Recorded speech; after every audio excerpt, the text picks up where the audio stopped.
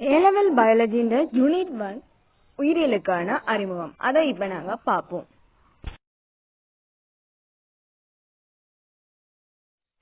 இந்த உயிரியலுக்கான அறிமுகம் பாடத்துல ரெண்டு பிரதான ஹெடிங்ஸ் இருக்கு. முதலாவது மனிதன் எதிர்கொள்ளும் அறைகூவல்களுடன் உயிரியலின் தன்மை, வியாபகம், முக்கியத்துவம். அதுக்கு கீழதான் உயிரியலின் ஊடாக தீர்வு காணக்கூடிய பிரச்சனைகள் பற்றி பார்க்க போறோம். அடுத்த இரண்டாவது பெரிய ஹெடிங் உயிருலகின் தன்மையும் ஒழுங்கமைப்பு கோலங்களும். இதுல அங்கிகளின் சிறப்பியல்புகள், உயிர் அங்கிகளின் ஆட்சி நிறை ஒழுங்கமைப்பு மட்டங்கள் பார்க்க போறோம்.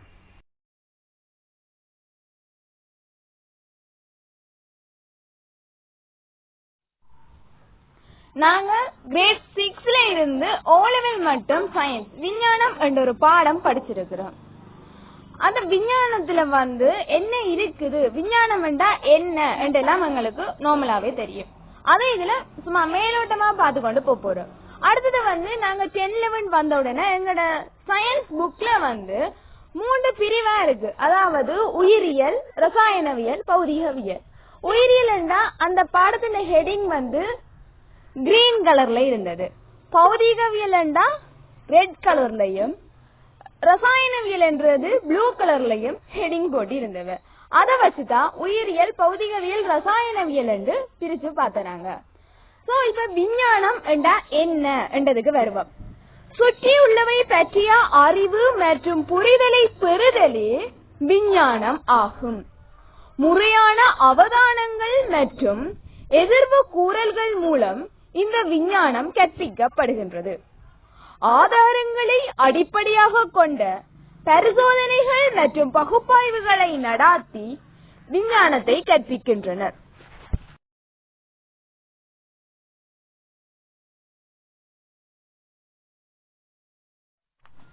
அடுத்தது உயிர். உயிர் லைஃப். உயிர் என்றது ஒரு எண்ணக்கரு. இந்த எண்ணக்கருவினை சுலபமாக வரையறுத்து விட முடியாது. விஞ்ஞானிகளால் உயிர் என்பதற்கான ஏற்றுக்கொள்ளத்தக்க வரைவிலக்கணம் ஒன்றினை இன்னும் வழங்க முடியாதுள்ளது. இதுல நாங்க உயிர் என்றதுக்கு கீழே என்னென்ன பாப்போம்னா, இது ஒரு எண்ணக்கரு, வரைவிலக்கணப்படுத்த கடினமானது, தனித்துவமானது, விசேடமானது, பௌதிகவியல் மற்றும் ரசாயனவியல் விதிகளால் கூட விளக்கப்பட முடியாதது. அதைத்தான் நாங்க ரிசோர்ஸ் புக்ல எப்படி கொடுத்திருக்கிறோம்டா, உயிரானது ரசாயனவியல், பௌதிகவியல் விதிகளை பயன்படுத்தி விளக்கிவிட முடியாததும், விசேடமானதும், தனித்துவமானதும் ஆகும் என வரைவிலக்கணப்படுத்தி இருக்கிறோம்.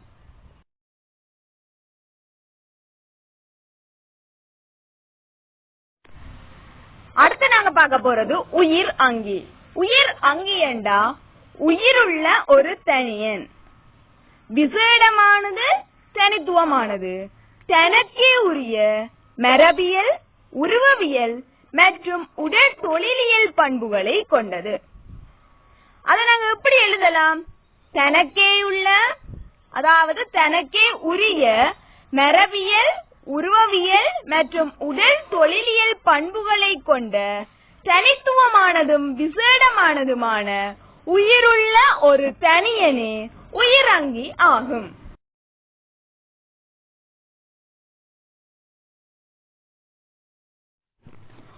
உயிர் இனம்.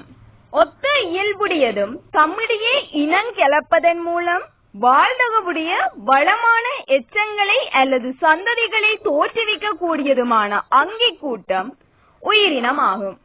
இது தனித்துவமானது, விசேடமானது. விஞ்ஞானிகள் தமது கற்கைகளை அடிப்படையாக கொண்டு 10 முதல் 100 மில்லியனுக்கு மேலான இனங்கள் உலகில் காணப்படுவதாக அனுமானிக்கின்றனர்.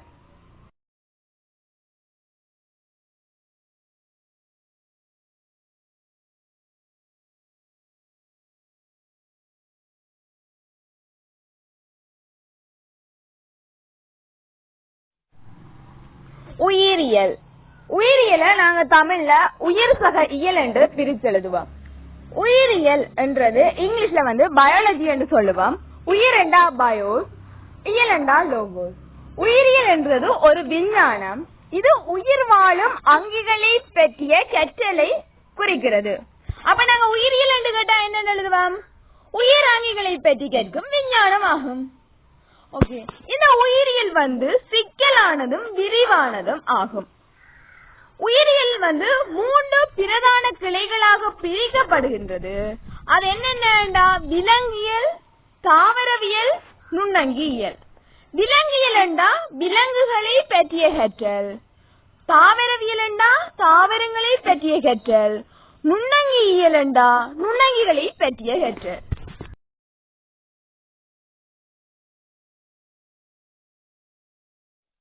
உயிரியல் சிக்கலானதும் விரிவானதும் என்று பார்த்துட்டோம். இது 3 பிரதான கிளைகளாக பிரிக்கப்படுவது பார்த்துட்டோம். இந்த 3 பிரதான கிளைகளையும் வச்சுக்கொண்டு நாங்க படிக்கலாமா? கஷ்டம் தானே. அதால உயிரியல் உபகிளைகளாகவும் பிரிக்கப்படுகின்றது. உயிரியல் 7 உபகிளைகளாக பிரிக்கப்படுகின்றது. முதலாவது கல உயிரியல், இரண்டாவது இளையவியல், மூன்றாவது உடல் அமைப்பியல், நாலாவது உடற்தொழிலியல், ஐந்தாவது உயிரி ரசாயனம், ஆறாவது பிறப்புரிமையியல், ஏழாவது சூழலியல்.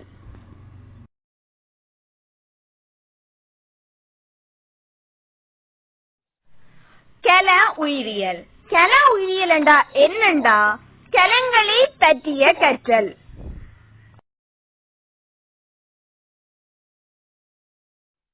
இளையவியல் என்றா இளையங்களை பற்றிய கற்றல்.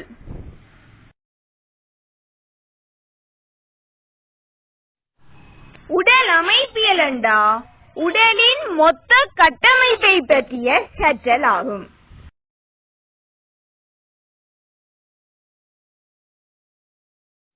உடற்தொழிலியல் என்றா உடல்ல இருக்கிற அங்கங்கள் என்ன தொழிற்பாடுகளை செய்யுது என்றது பற்றிய கற்றல் தான் உடற்தொழிலியல். அதாவது உடலின் தொழிற்பாடு பற்றிய கற்றல் உடற்தொழிலியல்.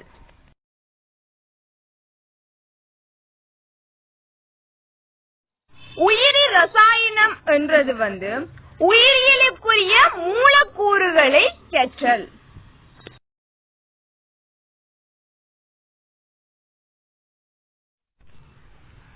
பிறப்புரிமையியல் என்றா பிறப்புரிமை என்றது தலைமுறை உரிமை, பாரம்பரிய தன்மை, அதுகளை பற்றிய கற்றலைத்தான் பிறப்புரிமையியல் என்று சொல்லுவோம்.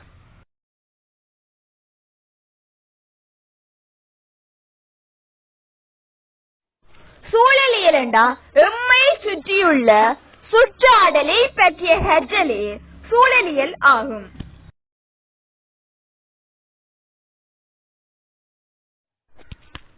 அடுத்தது உயிரியலின் ஊடாக தீர்வு காணக்கூடிய பிரச்சனைகள். இந்த உயிரியலின் ஊடாக தீர்வு காணக்கூடிய பிரச்சனைகள் 7 இதுல குறிப்பிடப்பட்டுள்ளது. இந்த 7 என்னென்ன? முதலாவது உயிரியல் பல்வகைமையை விளங்கிக் கொள்ளல். அடுத்தது மனித உடலையும் அதன் தொழிற்பாடுகளையும் விளங்கிக் கொள்ளல். அடுத்தது இயற்கை வளங்கள், சுற்றாடல் என்பவற்றின் நீடித்த நிலை பெறும் பயன்பாடும் முகாமைத்துவமும். நாலாவது நீடித்து நிலை பெறும் உணவுற்பத்தி. ஐந்தாவது தாவர வாழ்க்கையை விளங்கிக் கொள்ளல். ஆறாவது நோய்கள், அவற்றுக்கான காரணங்கள் என்பவற்றை விளங்கிக் கொள்ளல். ஏழாவது சில சட்ட மற்றும் ஒழுக்க நெறி சிக்கலை தீர்த்தல். இந்த உயிரினூடாக தீர்வு காணக்கூடிய பிரச்சனைகள் ஒவ்வொன்றையும் பற்றி விரிவா பார்ப்போம்.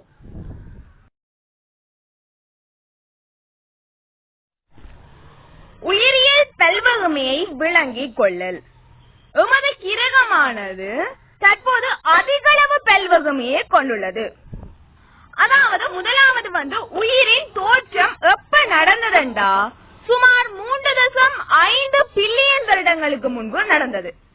முதலில் தோன்றிய அங்கிகள் எப்படி இருக்குமெண்டா பிரபோசனைக்குரியது, காற்றின்றி வாழும் புரோகரியோட்டாக்களுக்குரிய வகை.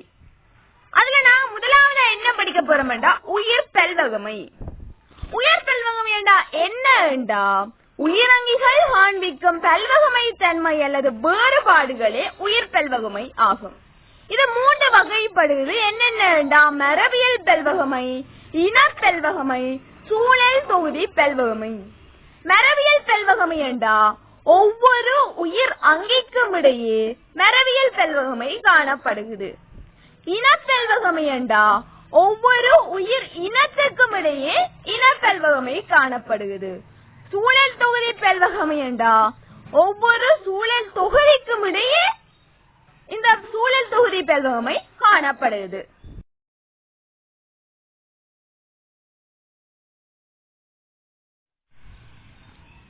உயிர் பல்வகமையினால் ஏற்பட்டிருக்கும் இடைத்தொடர்புகள். ஒரு குறித்த இடத்தில் வாழும் ஒரே இன அங்கிகளுக்கு இடையிலே தொடர்பு ஏற்பட்டிருக்கு. ஒரு குறித்த இடத்தில் வாழும் வெவ்வேறு இன அங்கிகளுக்கு இடையிலேயே தொடர்பு ஏற்பட்டிருக்கு. அடுத்தது, ஒரு குறித்த இடத்தில் வாழும் உயிருள்ள அங்கிகளுக்கும் அவற்றை சுற்றியுள்ள உயிரற்ற சூழலுக்கும் இடையிலேயே தொடர்பு ஏற்பட்டிருக்கு. இதுதான், இந்த 3 தொடர்பு தான் உயிர் பல்வகைமையினால் ஏற்பட்டிருக்கும் இடைத்தொடர்பு. என்னென்ன? ஒரே இன அங்கிகளுக்கு இடையில தொடர்பு ஏற்பட்டிருக்கு, வேறுபட்ட இன அங்கிகளுக்கு இடையில தொடர்பு ஏற்பட்டிருக்கு, ஒரு இடத்துல வாழ்ற உயிருள்ள அங்கிகளுக்கும் உயிரற்ற அங்கிகளுக்கும் இடையிலேயும் தொடர்பு ஏற்பட்டிருக்கு. இந்த உயிர் பல்வகமையால இடைத்தொடர்புகள் ஏற்பட்டிருக்கு.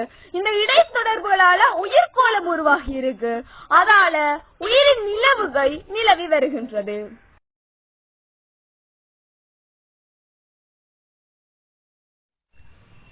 அடுத்து கொஞ்சம் கேள்வி பார்ப்போம். உயிர் பல்வகமை நிலவ காரணம் என்ன? என்னது?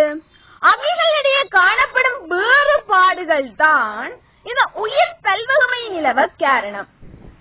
அங்கிகளிடையே வேறுபாடுகள் ஏற்பட காரணம் என்ன? என்ன? தொடர்ந்து இடம்பெற்று வந்த அங்கிகளின் கூர்ப்பு. அடுத்தது அங்கிகளின் கூர்ப்பு இடம்பெற ஆரம்பித்தது எப்போது? புவியில் உயிர் தோன்ற ஆரம்பித்தது முதல், புவியில் உயிர் தோன்ற ஆரம்பித்தது முதலே தோன்றிட்டது. இந்த புவியில உயிர் எப்ப தோன்றினதுன்னா இப்பதான் கொஞ்சம் முன்ன பார்த்தோம். எப்ப? சுமார் 3.5 பில்லியன் ஆண்டுகளுக்கு முன்னரே புவியில உயிர் தோன்றிட்டது. அந்த சுமார் 3.5 பில்லியன் ஆண்டுகளுக்கு முன்னர் தோன்றின உயிர் தோன்றின உடனே இந்த கூர்ப்பு ஆரம்பிச்சிருக்கும். அந்த முதலில் தோன்றிய உயிர் எத்தகையது? பிரபோசனைக்குரியது, காற்றின்றி வாழும் புரோகரியோட்டா வகை.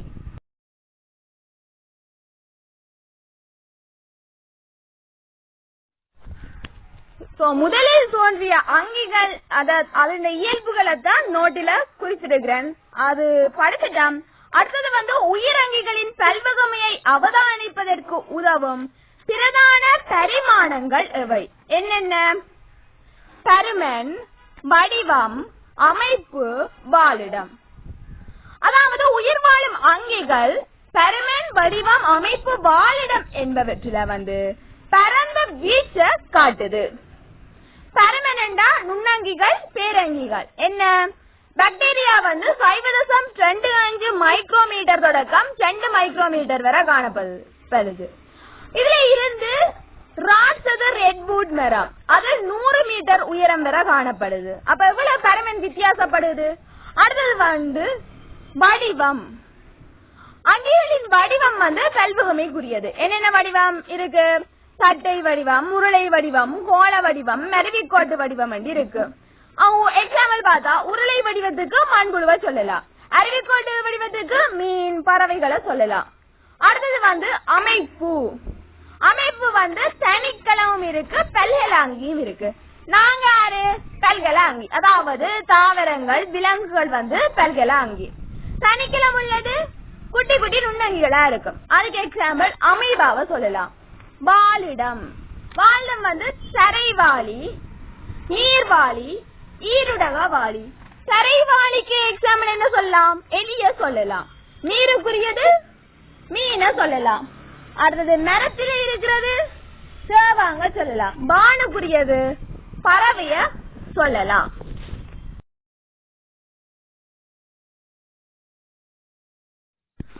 அடுத்தது வந்து மனித உடலையும் அதன் தொழிற்பாடுகளையும் விளங்கிக் கொள்ளல். இதுல வந்து மனித உடல் அமைப்பியலும் மனித உடல் தொழிலியல் பற்றியும் நாங்க பார்ப்போம். அதாவது வந்து நாங்க உயிரியலை கற்கும் போது விசேடமாக வந்து மனித உடலின் இழையவியல் உடல் அமைப்பியல் வந்து இந்த ரெண்டும் வந்து அங்கிகள் என்ற அந்த அங்கிகளுக்குள்ள இருக்கிற அங்கங்கள் இருக்குதானே, அந்த அங்கங்கள் என்ற கட்டமைப்பு தொடர்பான அறிவினை பெற்றுக்கொள்ள உதவுது. இதனால என்ன எங்களுக்கு அதாவது பயன்பாடுண்டா, மனித உடலின் ஒழுங்கமைப்பு, வெவ்வேறு அங்க தொகுதிகள் தொழிற்பாடு, அந்த கட்டமைப்புக்கும் அவற்றின் தொழிலுக்கும் இடையிலான தொடர்பு, எப்படி எங்களோட உடல் இயங்குது, எப்படி நாங்க இயங்குறோம், எப்படி ஒவ்வொரு செயற்பாடு நடந்து கொண்டிருக்கிறது என்பதை இந்த மனித உடலையும் அதன் தொழிற்பாடுகளையும் விளங்கிக் கொள்ளல் மூலம் நாங்க அவதானிக்கலாம்.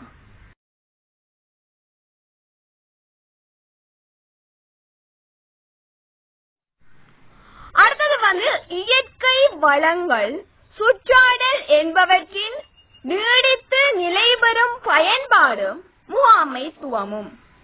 அதுல வந்து இயற்கை வளங்கள் என்றா என்ன என்று முதல் தெரிஞ்சிருக்கணும். இது நெடுகலும் வந்து பாஸ் பேப்பர்ஸ்ல இருக்குது பாருங்க. நெடுகலும் வார ஒரு கேள்வி. இயற்கை வளங்கள் என்றா என்ன? நாளாந்த வாழ்க்கைக்கும் பொருளாதார அபிவிருத்திக்கும் பயன்படுகின்றதும் இயற்கையாக காணப்படுகின்றதுமான சக்தி மற்றும் பதார்த்தங்களின் மூலங்கள் இயற்கை வளங்கள் ஆகும். என்ன? நாளாந்த வாழ்க்கைக்கும் பொருளாதார அபிவிருத்திக்கும் பயன்படுகின்றதும். இதுக்கு ஒரு மார்க்ஸ் போடுவினா. அடுத்தது இயற்கையாக காணப்படுகின்றதுமான 2வது மார்க்ஸ். அடுத்தது சக்தி மற்றும் பதார்த்தங்களின் மூலங்கள்.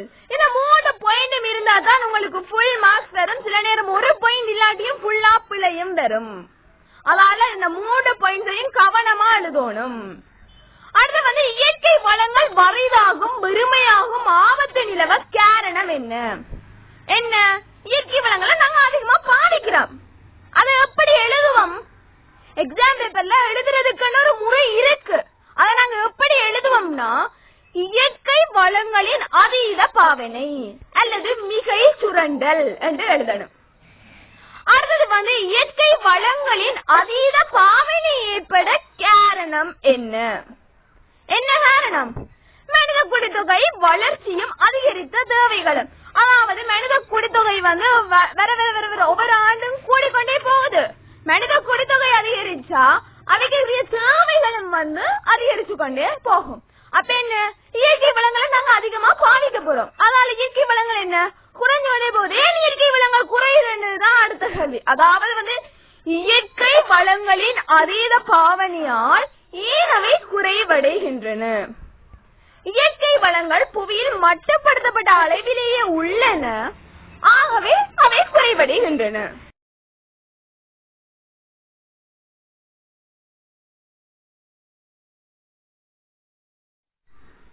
அடுத்தது வந்து இயற்கை வளங்களின் மிகை நுகர்வால் பல்வேறு சுற்றாடல் பிரச்சனைகள் ஏற்பட்டு இருக்கு. அவ்வாறான அந்த சுற்றாடல் பிரச்சனைகள் என்ன என்றது வந்து எப்படி கேட்பினோம்டா, இயற்கை வளங்களின் அதீத பாவனையால் ஏற்பட்டுள்ள சுற்றாடல் பிரச்சனைகள் எவை என்று கேட்டா 3 விடை இருக்கு. என்னென்னடா? சூழல் மாசடைதல், உயிர் பல்வகமை இழப்பு, பாலைவனமாக்கல். என்னென்ன? சூழல் மாசடைதல், உயிர் பல்வகமை இழப்பு, பாலைவனமாக்கல். அடுத்தது வந்து இயற்கை வளங்களின் அதீத பாவனையினால் ஏற்பட்டு வரும் சூழலியல் பிரச்சனைகளை சமாளிக்க என்ன செய்ய வேண்டும்? இயற்கை வள முகாமைத்துவம் மற்றும் சுற்றாடல் முகாமைத்துவம் மூலம் நீடித்து நிலைபெறும் இயற்கை வள பயன்பாட்டை நடைமுறைப்படுத்துதல்.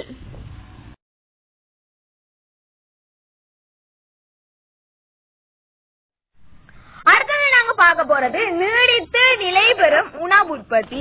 நீடித்து நிலைபெறும் உணவு உற்பத்தி என்றா என்ன என்றது முதல்ல தெரியணும். நீடித்து நிலைபெறும் உணவு உற்பத்தி என்றா என்ன என்றா சுற்றாடலில் பாதுகாப்பான முறைகளை பயன்படுத்தி மனித குடித்தொகைக்கு தேவையான அளவு உணவினை உற்பத்தி செய்தல் நீடித்து நிலைபெறும் உணவு உற்பத்தி ஆகும். என்னது? சுற்றாடலில் பாதுகாப்பான முறைகளை உணவினை உற்பத்தி செய்தல் நீடித்த நிலை பெறும் உணவு உற்பத்தி ஆகும். நீடித்த நிலை பெறும் உணவு உற்பத்தி ஏன் அவசியம்? பிறகு அதாவது நீண்ட காலத்துக்கு மனித இனம் தப்பி வாழத்தான் இந்த நீடித்த நிலை பெறும் உணவு உற்பத்தி அவசியம். ஏனென்றா இப்ப சனத்தொகை அதாவது குடித்தொகையின் எண்ணிக்கை சுமார் 8 பில்லியன். இந்த 40 வருடங்களை விட குறைவான காலப்பகுதியில் இது இரட்டிப்பாகும் என எதிர்பார்க்கப்படுகிறது. அப்படி இருக்க மனிதன் தப்பி வாழணும்டா இந்த நீடித்து நிலை பெறும் உணவு உற்பத்தி என்றது அவசியம். அடுத்தது என்னன்னா, நீடித்து நிலை பெறும் உணவு உற்பத்தியை பேண பிரயோகிக்கக்கூடிய உயிரியல் முறைகள் எவை? முதலாவது உச்ச விளைச்சலை தரவல்ல தாவர விலங்கு பேதங்களை உற்பத்தி செய்தல். அடுத்தது நோய்களுக்கு எதிர்ப்பு தன்மையுள்ள தாவர விலங்கு பேதங்களை உற்பத்தி செய்தல். அடுத்தது அறிவொளிக்கு பின்னான தொழில்நுட்ப முறைகளை முன்னேற்றுதல். இந்த 3 தான் நீடித்து நிலை பெறும் உணவு உற்பத்தியை பேண பிரயோகிக்கக்கூடிய உயிரியல் முறைகள்.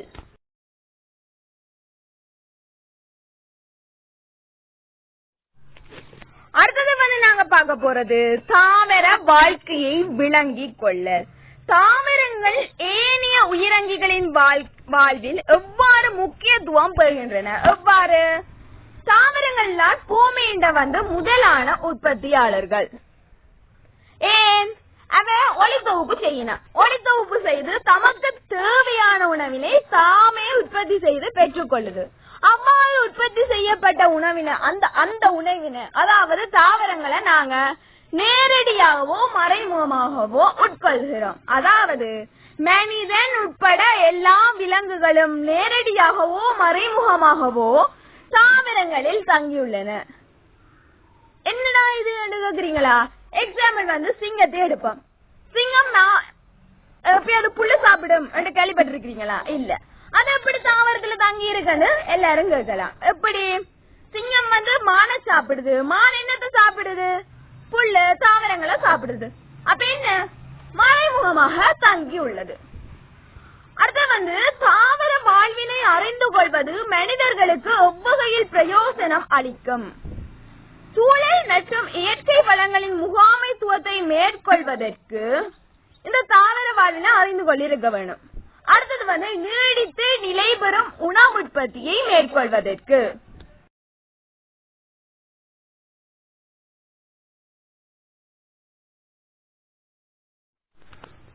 நோய்கள் அவற்றுக்கான காரணங்கள் என்பவற்றை விளங்கிக் கொள்ள. நோய்களை பற்றிய அறிவு ஏன் அவசியம்? ஆரோக்கியமான மனித உடலை பேணுவதற்கு. எல்லாருக்குமே ஆசை இருக்கும், நோய் வரக்கூடாது, நாங்க ஹெல்த்தியா இருக்கணும், அதாவது ஆரோக்கியமா இருக்கணும் என்று எல்லாருக்குமே ஆசை இருக்கும். ஆனா எல்லாருக்குமே நோய் வராம யாரும் இருக்கணுமா? வரும். அந்த நோய் வந்தோடனே நாங்க என்ன செய்யணும், என்ன பிரச்சனை என்பதை ஒரு ஆரம்ப மட்டத்திலேயே கண்டுபிடிக்கிறதுக்காகத்தான் நாங்க இந்த உயிரியல்ல அந்த நோய்கள் பற்றிய ஒரு அறிவை பெற்றுக் கொள்கிறோம். இப்ப தலையிடி நார்மல் தலையிடி தானே என்று சில பேர் ஹாஸ்பிட்டல் போக மாட்டோம். அது காலங்காலம் செல்ல வேறு பிரச்சனைகளாக கூட மாறலாம். அவன் குட்டி குட்டி நோய் என்றுட்டு அதை ஹேலஸா விடாம அதுக்குரிய முறையான மருத்துவரிட போய் ஆலோசனைகளை கேட்கணும்.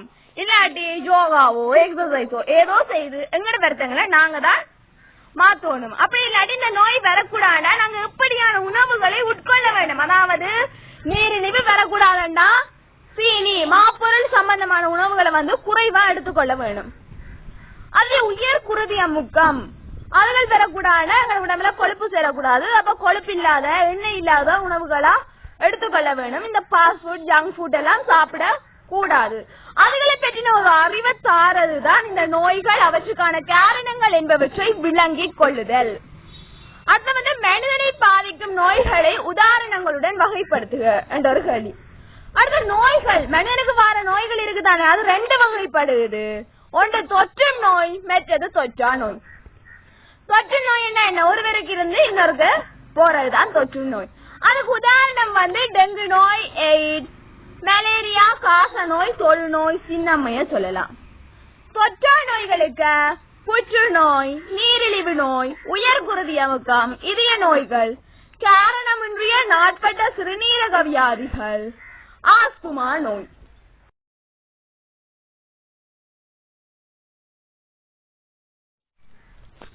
அடுத்து வந்து 7வது என்னண்டா சில சட்ட மற்றும் ஒழுக்கநெறி சிக்கலை தீர்த்தல். இதுல வந்து என்னன்னா சட்ட மற்றும் ஒழுக்கநெறி சிக்கலை தீர்த்ததுல என்ன உதவ போகுதுன்னு தானே பிரச்சனை. சட்ட மற்றும் ஒழுக்கநெறி பிரச்சனைகளின் போது உயிரியல் பயன்படும் சந்தர்ப்பங்கள் முதல்ல என்னென்னு பாப்போம். அதுக்கு பிறகு விளக்கி படிப்போம். என்னென்ன? பெற்றோர்களை கண்டறியும் சோதனை, அடுத்தது குற்றவியல் விசாரணைகள், அடுத்தது குடிபெயர்வு கோளாறுகள், ஆளடையாள குறைபாடுகள், குளறுபடிகள். சரியா? அது என்னன்னு பாப்போம். பெற்றோர்களை கண்டறியும் சோதனை அதாவது வந்து நீங்க கேள்விப்பட்டிருப்பீங்க 2004ஆம் ஆண்டு சுனாமி இலங்கையில வரும்போது அங்க ஒரு குழந்தை ஒன்று தவற விடப்படுது. அதுக்கு 10 பேரண்ட்ஸ் வந்து தங்கட பிள்ளை என்று உரிமை கோரினோம். அவையில பிள்ளை இல்ல, என்ன பிரச்சனை? அவைக்கும் அதே மாதிரி பிள்ளை இருந்திருக்கலாம். அவைக்கும் அதே என்ன கை குழந்தை தானே காணாம போகுது. கை குழந்தையில வித்தியாசம் கண்டுபிடிக்கிறது அவ்வளவு கஷ்டம். அதுவும் ஒரு 5-6 நாள் கழிச்சு அந்த பிள்ளை கண்டுபிடிக்கப்படுது. அப்படி கண்டுபிடிக்க 10 பேரண்ட்ஸ் தங்கட பிள்ளையாண்டேக்கல என்னன்னு கண்டுபிடிக்கிறது? அதுக்குதான் இந்த டிஎன்ஏ தொழில்நுட்பம். பிள்ளைல இருந்து கலெக்ட் பண்ணி எல்லா பேரண்ட்ஸ்ல இருந்து கலெக்ட் பண்ணி பாக்கல வந்து அது அந்த பிள்ளைங்க அம்மா அப்பா யார், பேரண்ட்ஸ் யார் என்றதை கண்டுபிடிக்கிறது தான் இந்த பெற்றோர்களை கண்டறியும் சோதனை. அடுத்து வந்து குற்றவியல் விசாரணைகள். ஒரு வீட்லயும் அங்கேயோ களவெடுத்தா பாருங்க, போலீஸ்காரர் இந்த தடயவியல் நிபுணர்கள் மோப்ப நாயோட வருவினா. மோப்ப நாய் என்ன செய்யும்? அதை ஸ்மெல் பண்ணி கண்டுபிடிச்சிட்டு அங்கேயா ஓடும், அது கண்டுபிடிக்கும். அடுத்தது வந்து இந்த ஏதாவது பிங்கர் பிரிண்ட்ஸ் இருக்கா இல்ல கொலை, அது அடுத்தது வந்து கொலையோ தற்கொலையோ ரெண்டாலும் என்ன நடக்கும்? ஜட்ஜோட யாராவது குற்றவியல் நிபுணர்கள் வந்து எல்லாம் செக் பண்ணுவீங்க. தடயவியல் ஏதாவது தடயங்கள் இருக்கா, என்னென்ன இருக்கு, ஏதாவது வேற பிளட்ஸ் இருக்கா, எல்லாம் வந்து கலெக்ட் பண்ணி கொண்டு போவினோம். இதுதான் குற்றவியல் விசாரணைகள். அடுத்த குடிபெயர்வு கோளாறுகள் அல்லது ஆளடையாள குளறுபடிகள். அப்படின்னா இப்ப வெளிநாட்டுல போகைகளை வந்து இப்ப வெளிநாட்டுல இருக்கிற ஒரு ஆள் இங்க இருந்து ஒரு 2 பிள்ளைகளை கொண்டு போற, அந்த 2 பிள்ளையும் அவட்ட பிள்ளையாவும் இருக்கலாம். அப்படி இல்லாட்டி வேற யார்ட்ட பிள்ளையும் கொண்டு போய் அங்க வெளிநாட்டுல இருக்கு. அங்க அம்மா அப்பா இருந்தா அந்த பிள்ளை இங்க இருந்து போற பிள்ளைகளுக்கு என்ன நடக்கும்? பிஆர் கொடுக்கணும். அங்க அம்மா அப்பாட பிஆர் இருந்தா அவன் சிட்டிசன் இருந்தா இங்க இருந்து போற பிள்ளைக்கும் சிட்டிசன் இருக்கும். அப்ப வேற யாரும் பிள்ளைகளையும் கொண்டு போய் சிட்டிசன் எடுத்து கொடுக்கலாம் தானே? அப்படியே நடந்திருக்கு. அதால தான் இப்ப வெளிநாடுகள் எல்லாத்துலயும் அப்படி பேரண்ட்ஸ் அங்க இருந்து பிள்ளைகள் இங்க இருந்து கூட்டிட்டு போனா உடனே வந்து 2 பேர்ட்டிலையும் இருந்து டிஎன்ஏ கலெக்ட் பண்ணி பாப்பினம் அவையிட பிள்ளைதானோ உறுதி செய்வினம். அதுதான் அடுத்தது. அடுத்தது வந்து மேற்படி சந்தர்ப்பங்களில் பயன்படுத்தப்படுகிற உயிரியல் தொழில்நுட்பம் ஜாது. என்ன? டிஎன்ஏ விரல் அடையாள பதிவுகள்.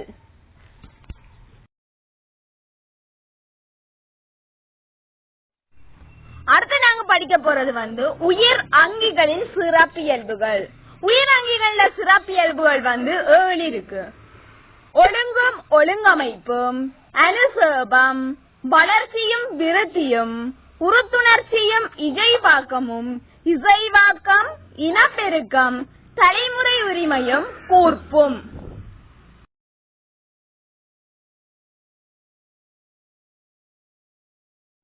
அதுல நாங்க முதலாவது வந்து ஒழுங்கும் ஒழுங்கமைப்பையும் பற்றி பார்ப்போம். ஒழுங்கும் ஒழுங்கமைப்பும். உயிரங்கிகள் வந்து ஒழுங்கமைக்கப்பட்டுள்ள விதத்தினை மூலக்கூறு மட்டத்தில் இருந்து உயிர்கோளம் வரை ஒழுங்கில தர சொன்னா முதலாவது வந்து மூலக்கூறு, அடுத்தது புன்னங்கம், அடுத்தது கலம், அடுத்தது இழையம், அடுத்தது அங்கம், அதுக்கு அடுத்தது அங்க தொகுதி, அடுத்தது அங்கி அல்லது தனியன், அடுத்தது குடித்தொகை, அடுத்தது சாகியம், அதுக்கு அடுத்தது சூழல் தொகுதி, அதுக்கு அடுத்ததுதான் உயிர்கோளம். அதாவது வந்து மூலக்கூறுகள் பல சேர்ந்து கல புன்னங்கம் உருவாகும், கல புன்னங்கள் பல சேர்ந்து கலம் உருவாகும், கலங்கள் பல சேர்ந்து இளையங்கள் உருவாகும், இளையங்கள் பல சேர்ந்து அங்கம் உருவாகும், அங்கங்கள் பல சேர்ந்து அங்க தொகுதிகள் உருவாகும், அங்க தொகுதிகள் பல சேர்ந்து அங்கி அல்லது தனியன் உருவாக்கப்படும். அந்த தனியன்கள் அதாவது அங்கிகள் பல சேர்ந்து குடித்தொகை என்று சொல்றது. அந்த குடித்தொகைகள் பெற சேர்ந்து சாகியங்கள் என்று சொல்லப்படும். சாகியங்கள் பெற சேர்ந்து சூழல் தொகுதி சொல்லப்படும். சூழல் தொகுதிகள் பெற சேர்ந்து உயிர் கோலம் என்று சொல்லப்படுது. ஒழுங்கு ஒழுங்கமைப்பை கொண்டிருப்பதால் உயிரங்கிகளுக்கு கிடைக்கும் அனுகூலம் என்ன? அவற்றின் உயிரியல் தொழிற்பாடுகளை வினை திறனுடன் நடாத்த இந்த ஒழுங்கமைப்பு உதவி செய்யுது.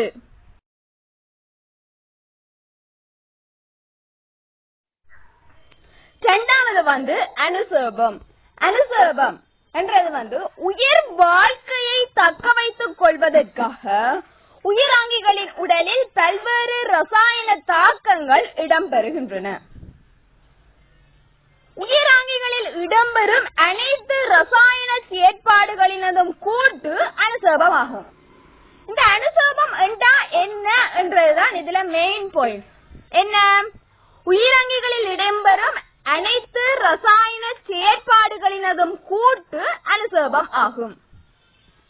இந்த அனுசேபத்துல அதாவது அனுசேபத்தின் ஊடாக உயிரங்கிகளில் இடம்பெறும் முக்கிய தொழிற்பாடுகள் இவை என்னென்ன? உடலின் செயற்பாடுகளுக்கு தேவையான சக்தி உருவாக்கப்படுது. அடுத்தது உடலின் ஆக்கத்துக்கு தேவையான மூலக்கூறுகள் தொகுக்கப்படுது அல்லது பெறப்படுது என்று சொல்லலாம். அனுசேபம் ரெண்டு வகைப்படும். ஒன்று உட்சேபம், ஒன்று அவசேபம். உட்சேபம் என்றா சக்தியை உள்ளெடுப்பதன் மூலம் நடக்கிறதாக உட்சேபம். அவசேபம் என்றா வெளியால போறது, அப்ப சக்தியை வெளிவிடுவதன் மூலம் நடக்கிறது அவசேபம். அந்த உற்சாகம் என்ன சக்தியை உள்ளெடுக்குது என்றதான் மறக்க கூடாது. அப்ப என்னன்னு பாருங்க, எளிய மூலக்கூறுகளில் இருந்து சிக்கலான மூலக்கூறுகள் உருவாக்கப்படுகிறது உற்சவம். என்ன? எளிய மூலக்கூறுகள்ல இருந்து சிக்கலான மூலக்கூறுகள் உருவாக்கப்படுது. அப்ப என்ன நடக்கும்? சக்தி தேவை. சக்தி தேவை என்ன? வெளியில இருந்து உள்ளுக்கு எடுக்கணும். அவசரம் என்றா சிக்கலான மூலக்கூறுகள் எளிய மூலக்கூறுகளாக உடைக்கப்படுது. ஒரு பெரிய ஒரு மூலக்கூறு, அதாவது சிக்கலான மூலக்கூறுகள் இருந்து குட்டி குட்டி குட்டி குட்டி சிறிய மூலக்கூறுகளால உடைச்சா என்ன நடக்கும்? சக்தி வெளியில போகும். அப்ப அது என்ன? அவசேபம்.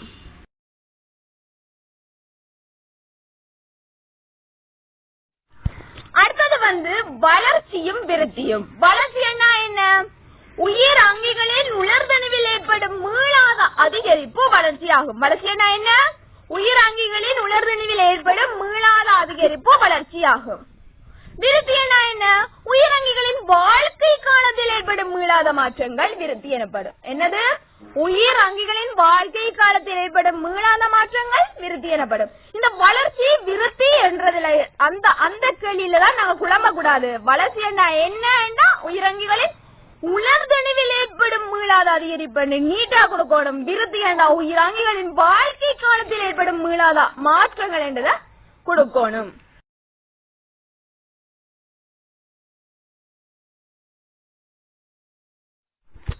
உறுத்துணர்ச்சியும் இஜைபாக்கமும். உறுத்துணர்ச்சி என்ன? அக மற்றும் புறச்சூழலில் இருந்து பெற்றுக் கொள்ளப்படும் தூண்டல்களுக்கு தூண்டற்பேரை காட்டும் உயிர் அங்கிகளின் திறன். உறுத்துணர்ச்சி என்ன? அக மற்றும் புறச்சூழலில் இருந்து பெற்றுக் கொள்ளப்படும் தூண்டலுக்கு தூண்டற்பேரை காட்டுற திறன் தான் காட்டுற உயிர் அங்கிகள திறன் தான் உறுத்துணர்ச்சி. இஜைபாக்கம் என்ன? தூண்டல்களுக்கு பொருத்தமான துலங்களை காண்பிப்பதற்காக உயிரங்கிகள் பல்வேறு உடற்கூறுகள் ஒன்றிணைந்து தொழிற்படுதல். இஜைபாக்கம் என்ன? தூண்டல்களுக்கு பொருத்தமான துலங்களை காண்பிப்பதற்காக உயிரங்கிகளின் பல்வேறு உடற்கூறுகள் ஒன்றிணைந்து தொழிற்படுதல் இஜைபாக்கம். இந்த உறுத்துணர்ச்சி என்ன என்றதையும் இஜைபாக்கம் என்ன என்றதையும் நாங்க வடிவா விளங்கி வச்சிருக்க வேணும்.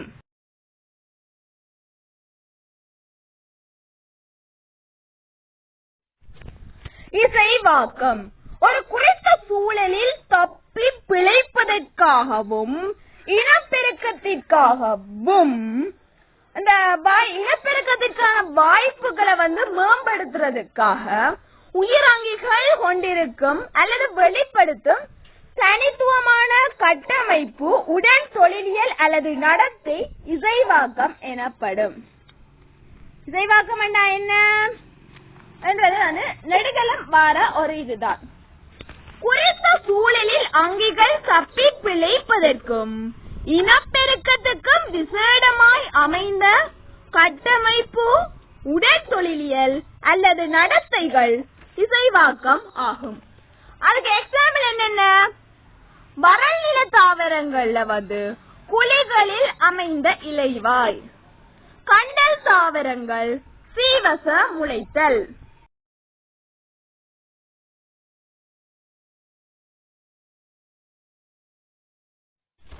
இந்த இசைவாக்கத்துக்கு தான் எக்ஸாம்பிள் இந்த வறநில தாவரங்கள், அதாவது வந்து இந்த கள்ளி அதுகள்ல பாருங்க இலை இருக்காது, அது போல முள் தான் காணப்படும்.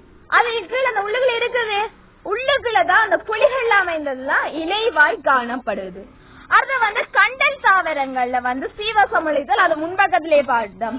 அடுத்து வந்து சேற்று நிலங்கள், சவர் நிலங்கள், அதாவது கடலோடு சம்பந்தப்பட்ட நிலங்கள் இருக்குதானே, அதுல வாழ்ற தாவரங்களுக்கு வந்து கீழே எல்லாம் ஒண்ட தண்ணி இருக்கும், இல்லாட்டி கல் இருக்கும். அப்ப அதுக்காக வந்து மூச்சு விட வேர் வேணும், வேர் கீழே போகாது, மூச்சு விடவும் வேணும் என்றதால வேரெல்லாம் அப்படியே தண்ணிக்கு கீழால மேல எழும்பி இருக்கு. இந்த படத்துல வடிவா பாருங்க மூச்சு வேர் என்று சொல்லுவோம். அந்த மூச்சு வேர் வந்து காணப்படுது. அடுத்து வந்து ஒட்டகங்கள், எங்களை கொண்டு போய் பாலைவனத்துல விட்டா நாங்க நடப்போமோ? நடக்கலாதானே? மண், அது மணல் மண். அப்ப அங்க இருக்கிற ஒட்டகங்கள்ல பாதங்கள் எப்படி இருக்குமெண்டா சாய்வான பாதங்கள். அந்த மண்ணுக்குள்ள, அந்த மணல் மண்ணுக்குள்ள நடக்கக்கூடிய சாய்வான பாதங்கள் வந்து ஒட்டகங்களுக்கு காணப்படுது.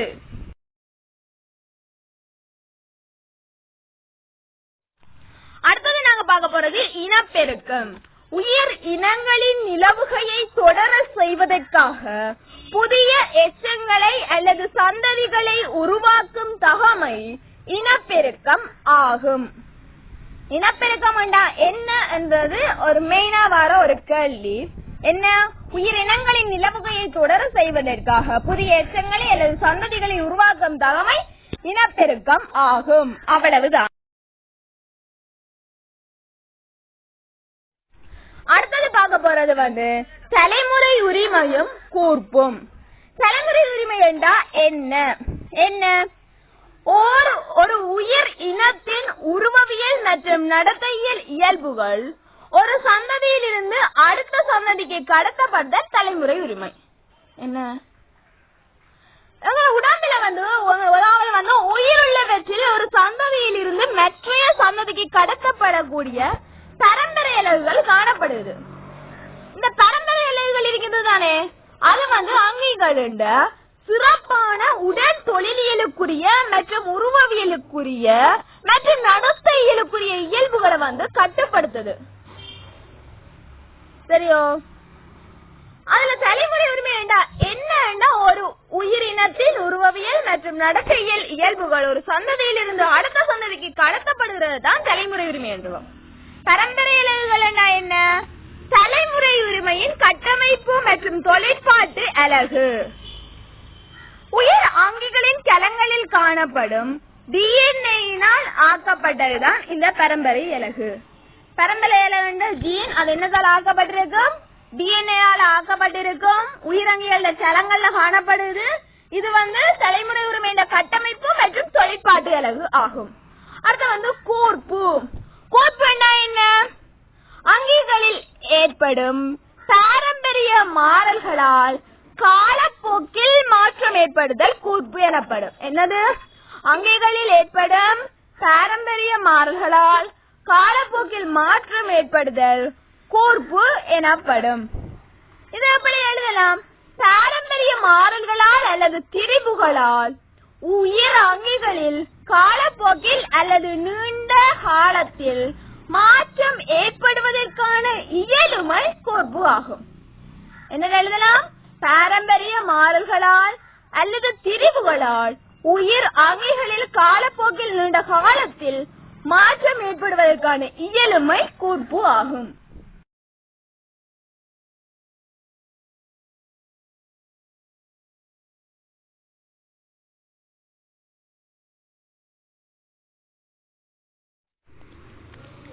உயிருள்ளவை, உயிரற்றவை.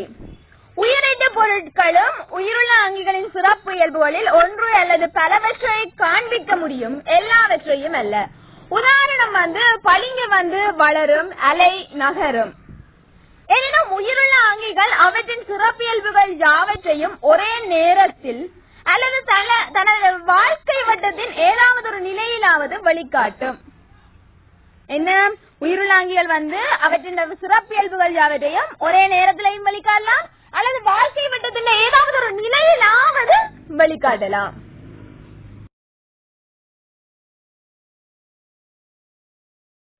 உயிரிகளின் ஆட்சி நிறை ஒழுங்கமைப்பு மட்டங்கள். உயிரின் கட்டமைப்பு மற்றும் தொழிற்பாட்டுக்குரிய அடிப்படை அலகு ஜலம். சில கலங்கள் தனிக்கலமுடையவை, மற்றவை பல்கலமுடையவை. சரியா? உயிரின் கட்டமைப்பு மற்றும் தொழிற்பாட்டு அலகு என்ன கலம். சரியா? அது சிலது தனிக்கலாம், சிலது பல்கலம். அந்த கலமானது பல கலப்புணங்களை கொண்டிருக்கும். இந்த கலப்பணங்கள் வெவ்வேறு சேர்ந்த மூலக்கூறுகளால ஆக்கப்பட்டிருக்கும். இந்த மூலக்கூறு ஆகப்பட்டிருக்கும், அணுவால ஆக்கப்பட்டிருக்கும். ஆனா உயிரின் ஆட்சி நிறை ஒழுங்கமைப்பு மட்டங்கள் என்று வரைக்க மூலக்கூறு, புன்னகங்கள், கலங்கள், இளையங்கள், அங்கங்கள், அங்க தொகுதிகள், அங்கிகள், குடித்தொகைகள், சாகியங்கள், சூழல் தொகுதிகள், உயிர்கோளம் என்றுதான் பெறும், அணு வராது. இந்த மூலக்கூறும் புன்னகங்களும் உயிர் அற்றது. அதனாலதான் உயிரின் கட்டமைப்பு தொழிற்பாட்டுக்குரிய அடிப்படை அலகு ஜலமாக காணப்படுகிறது. அந்த அது இவ்வாறு உருவானது என்றதை பார்க்கத்தான் முதலாவது அணு. சடப்பொருட்களின் அடிப்படை ஆக்க அலகே அணுதான். கார்பன் அணு, ஹைட்ரஜன் அணு, ஆக்சிஜன் அணு, நைட்ரஜன் அணு தான் எக்ஸாம்பிள். இந்த அணுக்கள் பல சேர்ந்து இந்த மூலக்கூறு உருவாகுது.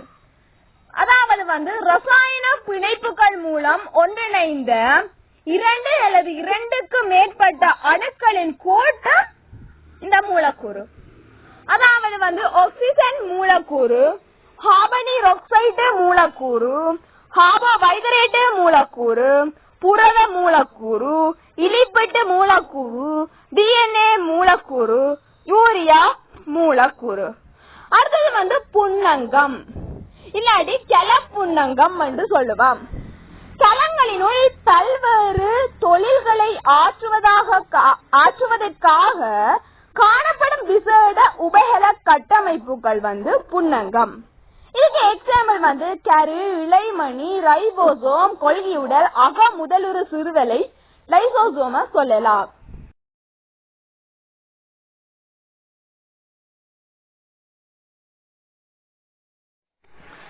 அடுத்தது கலம். அங்கிகளின் அடிப்படை கட்டமைப்பு மற்றும் தொழிற்பாட்டு அலகு கலம். எக்ஸாம்பிள் மேலணிக்கலாம், கொழுப்பு கலம், வெண்குருதி கலம், இதய தசை கலம், நரம்பு கலம். இளையம் சிறத்தலடைந்த தொழில்களை மேற்கொள்வதற்காக ஒன்றிணைந்த ஒன்று அல்லது ஒன்றுக்கு மேற்பட்ட ஒரே மாதிரியான கலங்களின் கூட்டம் இளையம் ஆகும். இளையம் என்ன? சிறத்தலடைந்த தொழில்களை மேற்கொள்வதற்காக ஒன்றிணைந்த ஒன்று அல்லது ஒன்றுக்கும் மேற்பட்ட ஒரே மாதிரியான கலங்களின் கூட்டம் இளையம்.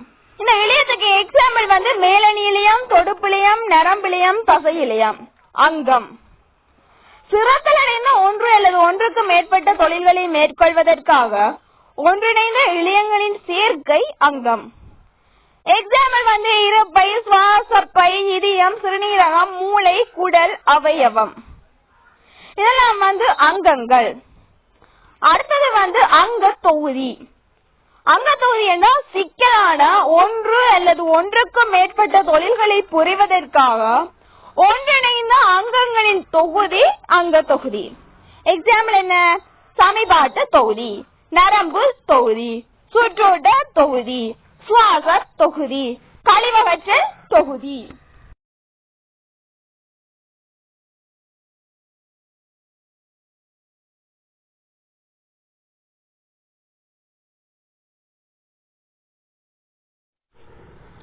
அங்கி அல்லது தனியன். சுற்றோடல் காரணிகள் சார்பாக தனக்கே உரிய மரபியல், உருவவியல் மற்றும் உடல் தொழிலியல் பண்புகளை கொண்ட உயிருள்ள ஒரு தனியன் அங்கி ஆகும். ஒரு மனிதன், ஒரு பூனை, ஒரு சுண்டெலி, ஒரு பாம்பு, ஒரு கத்தரி செடி. குடித்தொகை ஒரு குறித்த பிரதேசத்தில் வாழும் ஒரே இனத்தை சேர்ந்த தனியன்களின் அல்லது அங்கிகளின் கூட்டம். அதாவது கண்டியில் உள்ள மனிதர்கள், யாழ்ப்பாணத்தில் உள்ள மனிதர்கள், யாழவில் உள்ள ஜானைகள். அடுத்தது இந்த சுண்டிக்குளம், அது பறவைகள் சரணாலயம் தானே, அப்ப சுண்டிக்குளத்தில் உள்ள பறவைகள். அடுத்த வடதுருவ கரடிகள். அடுத்தது சாகியம் என்றா ஒரு குறைத்த பிரதேசத்தில் தம்முள் இடைவினை புரிந்தவாறு வாழும் பல்வேறு உயிர் இனங்களின் சேர்க்கை. அதுக்கு என்ன எழுதலாம்? யாழ்ப்பாணத்தில் வாழும் உயிர் அங்கிகள், கண்டியில் வாழும் உயிர் அங்கிகள், வட துருவத்தில் வாழும் உயிர் அங்கிகள். அப்படி இல்லாட்டி என்ன சொல்லலாம்? இலங்கையில் வாழும் உயிர் அங்கிகள். ஏன்னா இலங்கை ஒரு குட்டி நாடு தானே, அப்ப இலங்கையில் வாழும் உயிர் அங்கிகள். அடுத்த சூழல் தொகுதி ஒரு குறித்த பிரதேசத்தில் தம்முள் இடைவினை புரிந்தவாறு வாழும் பல்வேறு உயிரினங்கள் மற்றும் உயிரற்ற கூறுகளின் சேர்க்கை. அதுக்கு எக்ஸாம்பிள் சிங்கராயவனம், யாழ சரணாலயம், பராக்கிரமபாகு சமுத்திரம், சுண்டிக்குளம் பறவைகள் சரணாலயம் எல்லாத்தையும் சொல்லலாம்.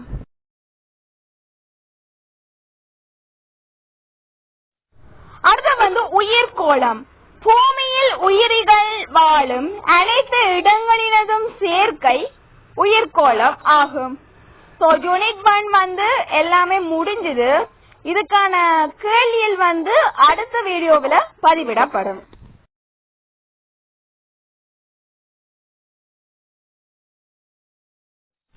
Thank you so much. உங்களோட பயாலஜி ஃப்ரெண்ட்ஸுக்கும் இதை ஷேர் பண்ணுங்க, மறக்காம லைக் பண்ணுங்க. ஏதாவது பிழை இருந்தா இல்லாட்டி டவுட்ஸ் இருந்தா கீழே கமெண்ட்ஸ்ல போடுங்க.